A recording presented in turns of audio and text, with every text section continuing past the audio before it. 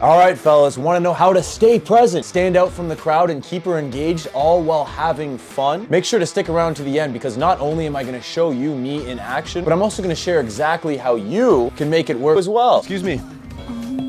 Hi, can you hear me?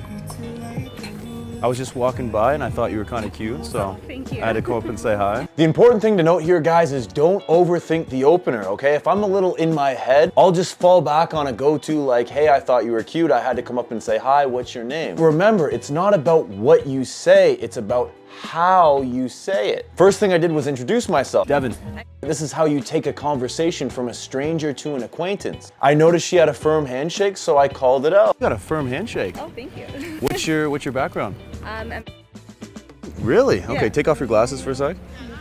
Okay, I can kind of see it now. I asked her about her background. When you show that genuine curiosity and actually stay present, you'll create that deeper connection. Focus on the person that you're talking to. What makes them them? Why are they the way they are? But if you're not present, it's hard to be curious and you'll miss out. You'll come off as inauthentic. While we were talking, I held her hand a little longer than normal. It's socially accepted. Subtle physical light touches like this help escalate things naturally. You don't want to get put in that friend zone. You don't want the conversation to be too platonic. You have to let her know that you're interested in her. You're telling her, or you're doing that through subtle communication. Let's move off the path.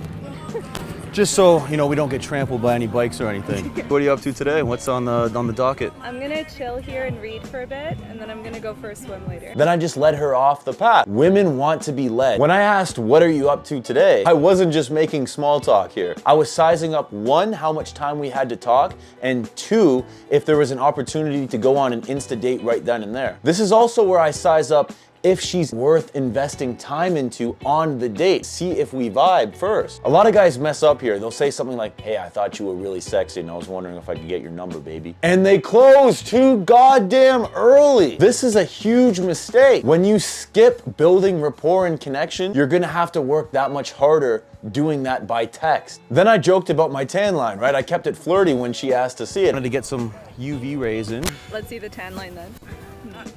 It's on my ass. Oh, okay. It's all about having fun and keeping things light. If you're enjoying yourself, she'll feel that same energy as well too. I gotta start tanning naked more to even it up. Yeah, it's the perfect place to do it. I did it before. Yeah. And there are some people, you know, they gave me the occasional glance like, what the are you doing? Oh, no money thrown at you or anything? It's to come to be expected. I don't want tan lines, Yeah. you know? Well, Have you ever been stung by a bee? no.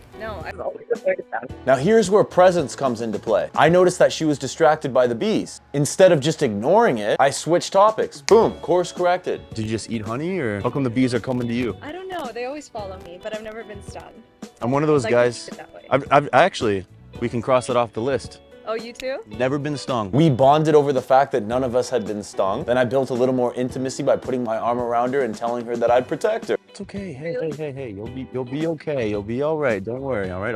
I'll shield the bee. Thank you. I said it jokingly, teasingly. It's these small, playful moments that show her you're tuned into what she's saying. You're not going off a script, and you're making her feel comfortable in your presence. Well, I'll let you get to your book. I'm gonna go try to see if I can find my friend here. All right. Well, it's nice to meet you. Yeah, you as well. But we should grab a drink sometime.